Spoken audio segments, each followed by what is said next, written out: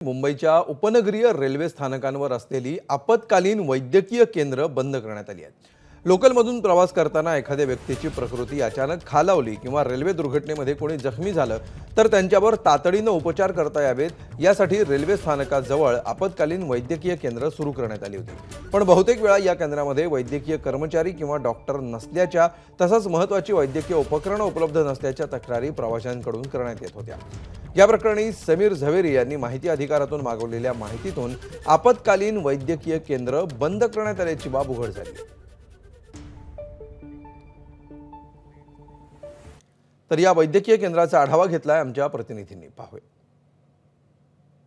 मुंबईची जीवनवाहिनी मानल्या जाणाऱ्या मुंबईच्या लोकलमधून दररोज लाखोच्या संख्येने प्रवासी प्रवास करत असतात आणि तितकेच लोकांना या रेल्वे स्थानकांवर प्रथमोपचाराची देखील गरज असते।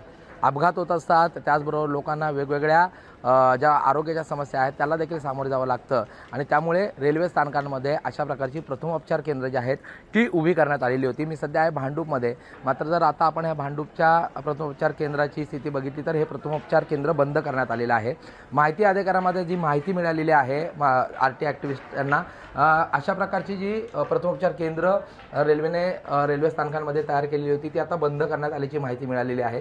महत्त्वाची स्थानकं आहेत त्याच्यामध्ये घाटकोपर असेल, भांडूप असेल, चेंबूर आहे, मानखुर्द आहे, त्याचबरोबर अशी मुंबईच्या आजूबाजूची जी काही मोठी रेल्वे स्थानकं आहेत तिथे जी अशा प्रकारची केंद्र होती ती बंद करण्यात आलेली आहेत आणि त्याची आत्ताची स्थिती बघितली तर ही जागा जी आहे ती उभी आहे। मात्र अशा प्रकारचा उपयोग जो आहे तो काही नागरिक या ठिकाणी आराम करण्यासाठी करतायत।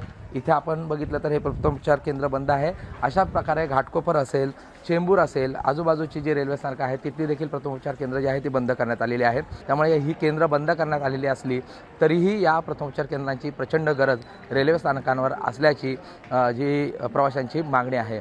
प्रशांत बडे, एबीपी माझा, मुंबई।